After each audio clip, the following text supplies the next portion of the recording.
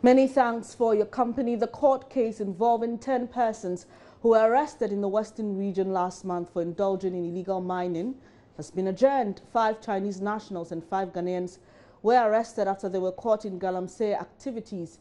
Ina Thalia Kwanzaa was at the Secondary Takrady High Court today, where the case was heard. She joins us live on the phone for some details. Hi, Ina. Hello. Hi, good afternoon. Tell us what happened in court today. Okay, today, at the last hearing, 4 Ghanaians had no lawyer, but today, the lawyer who came last was at the last hearing for the 5 Chinese said he's representing the other 4 Ghanaians. So now, lawyer Constantine Kujeje is representing 9 of the accused persons. And the case was also adjourned to court on the 12th of June because there are 3 other witnesses who are supposed to come and defend the case. So on what basis did the judge adjourn the case? Okay, these people have been charged with 8. They've been charged with 8 cases, 8 charges. That is, they have been preferred against, which have been preferred against them, which includes conspiracy to commit offense and undertaking small-scale mining without license, contrary to Section 99(2) of the Minerals and Mining Act 2006. Well, Ina, so these suspects you talk about, were they all in court today? And can you briefly describe their demeanor to us? Hello. Hello, Ina, can you hear me? Yes, I can hear you now. I am asking if all the suspects were present in court today, and if you can describe their demeanor. Yes, they were all in court today, and they looked very down. They were not happy because they were expecting that the case would have probably ended today. But the state attorney said there are 3 more witnesses who have to be called. And then when there was an issue raised by an inspector from the immigration service that 4 of the Chinese had come in the name of a different company, and they were also working in the name of another company, you could see that they were really devastated. And have you been picking up any information from their lawyers, Ina? I spoke to one of the counselors for the accused person, and he said he strongly believes that they are going to win this case. On the other hand, the state attorney also says that with the witnesses they brought so far, which is 8 witnesses, and the extra 3 that they are bringing, they are sure that the state would also win this case. All right, thank you very much, Ina Thalia Kwanzaa, coming to us from the Western region with some updates on that particular case. Authorities at the University of Cape Coast say they will comply with a High Court ruling restraining the university from rusticating 18 students accused of rioting on campus. The students, mostly junior common room executives, were to serve suspensions between 2 and 4 semesters. But the High Court directed that the punishment be halted until the case is determined. Central Regional Correspondent Richard Kodiako has a copy of the statement and joins us on the line with more. Hello, Richard. Yeah, hi. So what exactly have the university authorities been saying? Well, the university authorities said that they have now, as of yesterday, they indicated that they do not have they've not been served by the bailiff of the court, and so they will go on with the rustication, the procedure or the punishment given to the students. But today, the university has not spoken officially yet. It is the SRC executives that have spoken, and they are calling for calm among the students because some tensions were rising and some students wanted to even go on demonstration. But almost all the students have gone through the examination writing processes. They've taken their examination. But to the students, they have gone to the university authorities pleading for some mitigation. And so they realized that some of the students, about 18 of them, had gone to court for an interim injunction to be placed on the process. And so that is the process, and that is where we are right now. So, Richard, so you're saying that the university authorities have not spoken on this matter yet? Yes, as of yesterday, they had spoken, but they indicated that they had not been served by the court, and so to them, nothing has really truncated their resolve to punish the students. But the students can go ahead to write their exams, but they would know how to mark the papers, and they might even end up not even marking the papers. So we do not know if the court says them, it is going to change the position of the university. All right, Richard, but do we know for a fact if a high court has ruled on the matter? Yes, yesterday an ex-parte application was filed at the Cape Coast High Court, and it was granted. And the lawyer for the students, 18 of them, lawyer Mponsadazi. And so it was duly signed by the High Court registrar, indicating that the students should be allowed to write the exams. Nothing should interfere with the student academic exercise on campus and all of that. So that was the decision by the court in granting the ex-parte application filed by a lawyer and Ponsada's lawyer for the 18 plaintiffs or the students that went to court. And so for the SRC, they indicated that they have seen a copy, they cited a copy of the interim injunction granted, but the university, as of now, have not been able to say that, well, they've been served by the bailiff of the court. So what are the students hoping to do if the university fails to adhere to this ruling? Well, for the students, the substantive matter still holds, and they will still be in court. You know, the expiration of this ex-parte is 3 days. So the students have written the exam. Some of them wrote yesterday, others wrote today, and 3 days ago, the SRC led them to write the exams because, according to the SRC, the students involved have not been officially communicated to. And so the 22 students that we are talking about do not even know what the university or the decision the university has taken about them. They saw their names scrolling on the university digital platform and on all media platforms, but the university is yet to serve them with copies that, yes, we have taken such a decision about you, and you have to go home, and then you come the next year or 2 years thereafter. All right. Thank you very much for the update, Richard Kojunyaku. Hopefully we'll get a response from the university authorities, and we'll bring you some updates. Now, here in the Greater Accra region, Senior Minister Osafo Marfo is touring the Tema Harbour. Elton Broby joins us live to tell us exactly what the minister is up to. Hello, Elton. Yes, Benny. Good afternoon. What exactly has the minister been doing at the port? Well, for now, he's engaged in a closed-door meeting with the Assistant Commissioner of Customs, together with the Director General of the Ghana Ports and Harbours Authority. Now, what we have been told is that the government is very much concerned about the inflow of revenue, especially from the port.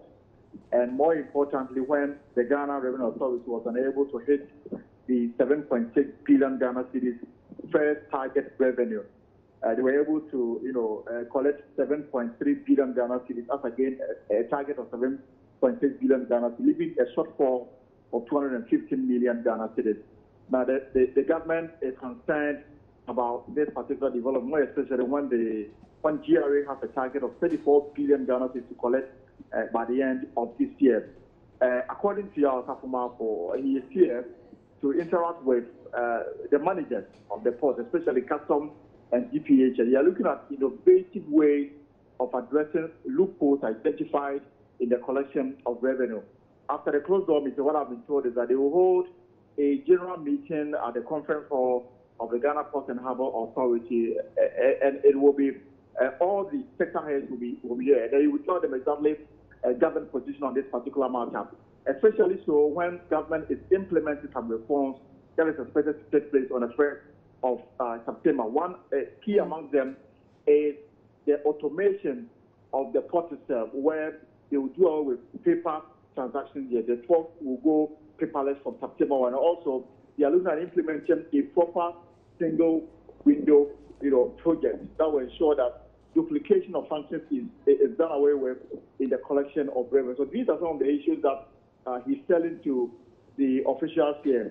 The ultimate aim on the part of government is to ensure that they are able to collect as much revenue as possible within this particular year, because that's where they are looking forward to using some of them in the implementation of some of the promises they made to Ghanaians in the run-up to the election. All right, Elton, where else will the senior minister be going? Today is just about listening, and also after listening, you will tell them exactly what the government plan is for the port especially. And more importantly, when they've already announced some measures they are implementing for some cheaper ones, and they don't want to push this forward. And the key among them is also, it has to do really with revenue. He told us before he walked into the meeting that they are not happy with the fact that they were not able to hit the first quarter target revenue collection, and they don't want a repetition of it when the numbers are in for a review of the second quarter. All right, thank you very much. Elton Broby coming to us from Tema, where Senior Minister Osafo Mafo is in a closed-door meeting with some officials of the Tema Harbour. Now, the whereabouts of 4 Z9 helicopters for which the government has paid $150 million to be delivered to the Ghana Gas Company remains untraced. The Public Interest and Accountability Committee has revealed it's not known whether the helicopters have been delivered or are missing. According to the member of the committee, Dr. Steve Mantiao, on a Dome FM's morning show in Jason Sem Tuesday, he inquired about the helicopters and couldn't get any answers. So where are the helicopters? Former Power Minister Dr. Kwabena Donkor has been speaking to me in an earlier interview. I feel very perturbed by that statement, or whoever made that allegation. When issues involving security, and particularly the Ghana Armed Forces, ought to be handled far more delicately than we have done. Those helicopters were purchased under the Chinese Development Bank facility and handed over to the Ghana Air Force.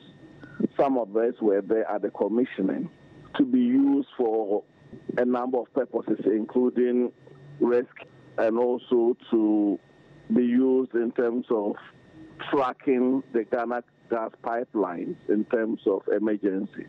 And they were handed over to Ghana Air Force, painted in Air Force colors. So in real sense, they become part of our military accoutrement.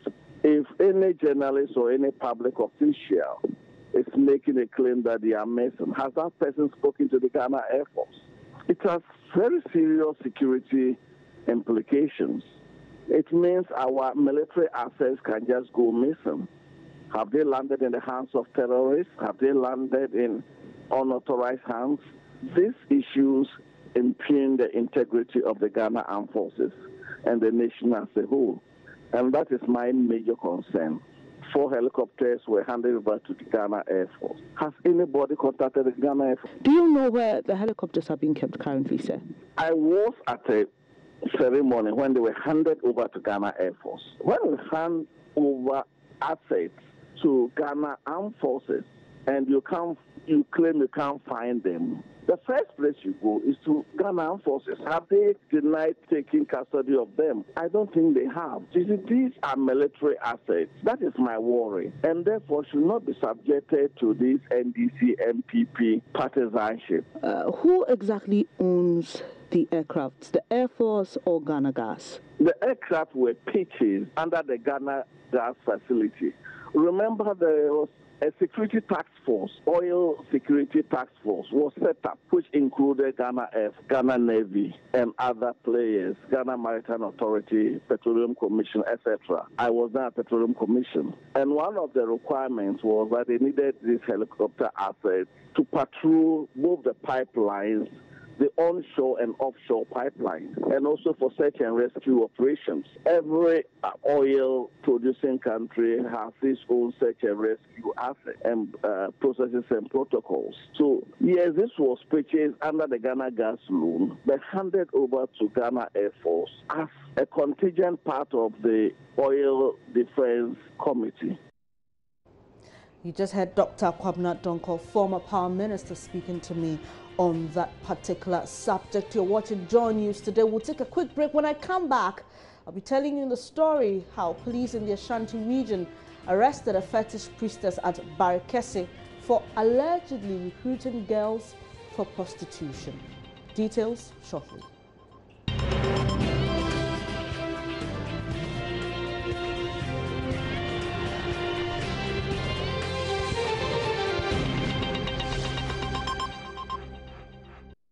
Thank you for staying here on Joy News today. Now, police in the Ashanti region have arrested accomplices of a fetish priest at Barikesi who's allegedly recruiting girls for prostitution.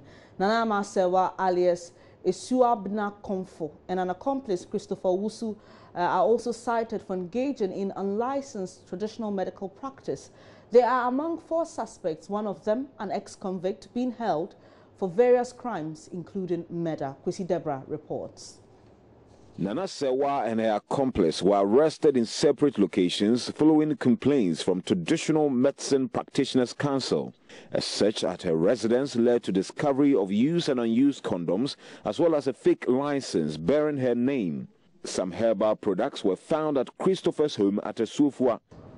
The Swami Divisional Police Command on Tuesday, 16th May 2017, arrested a fetish priest known as Nana Masewa alias Isuabna Komfo at Barikesi in the Ashanti region for operating her business without license under the Traditional Medicine Practice Act 2000 Act 575. We received a complaint from the regulatory officer of the Traditional Medicine Practitioner Council in Kumasi that the said fetish priestess Nana Masewa was operating without license contrary to that section, and that in addition she is using her premises as a brothel. She had recruited ladies and they were being used for illicit sex trade. Police, upon receipt of the complaint, proceeded to Nana Masewa's residence at Barikesi and found, during a search conducted in her 17-bedroom house, found quantity of used and unused condoms, a fake traditional medicine license bearing her name, and then upon investigation, she mentioned that it was one Christopher Owusu, age 25, who issued her with those fake or the fake license. Owusu was also arrested, and he admitted that he provided that fake license to Nana Masewa. In addition to the fake license, we also found some concoctions and creams with the inscription Rebek Vanicure and Rebek Man capsules, which we suspect they are all fake drugs which are being sold on the market. So we are warning people to be very careful in acquiring or purchasing this kind of creams and capsules, especially aphrodisiacs, because I'm sure they are all aphrodisiacs. So people should be careful when purchasing this kind of aphrodisiacs. The other suspects are Isa Mohammed, also known as Isa Kode, held for murder, and Malam Suleimana, alias Romeo, for robbery. Reporting for Joy News, Kwesi Deborah. Now to the health sector. The Health Ministry has ordered the suspension of a clause barring pregnant trainees from taking examination at nurses' training colleges in the country. The decision follows a meeting held together with heads of the various health training institutions and the Nursing and Midwifery Council to review the Code of Ethics for for health training institutions. This also follows concerns raised after a pregnant trainee nurse was barred from writing her licensing examination. Deputy Health Minister Tina Mensah described the code as outdated. She spoke to Joy News' Matilda Wemega. I think yesterday we had a meeting with the principals of all the training schools. We had with all the stakeholders yesterday, and then we have with some even lawyers. You know, some of the rules and regulations, I may say, are outdated. You know, so it's about time that we came to a conclusion that it's about time that we look at those rules that have been an impediment in the ways of the trainee schools to just scratch it, and then we come up with a comprehensive and then the latest one. So I think those that were affected, various schools has been called back to the school to rewrite I think they've forgotten this nursing trainings has been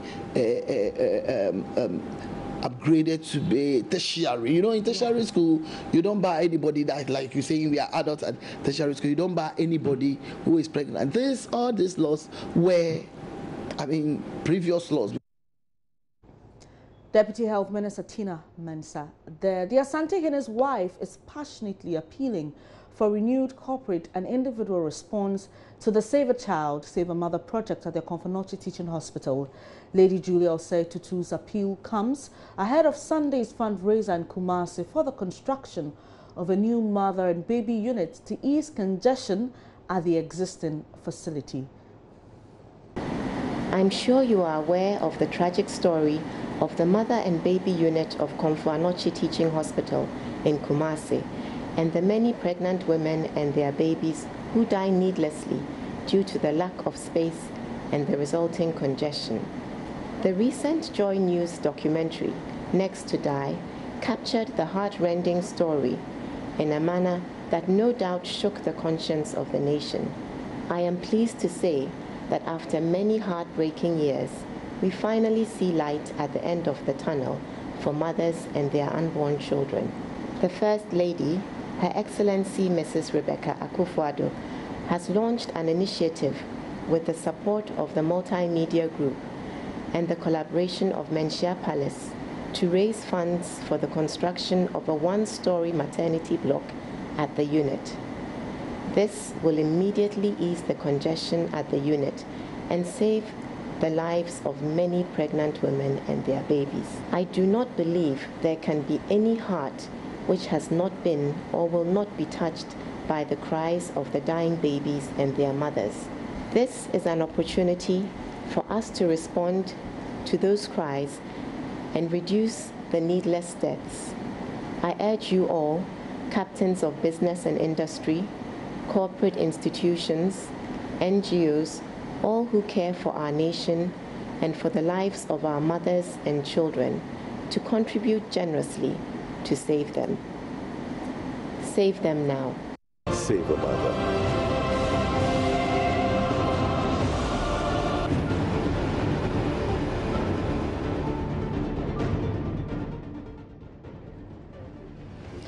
We do hope that you would help in putting up that new facility to save children and their mothers.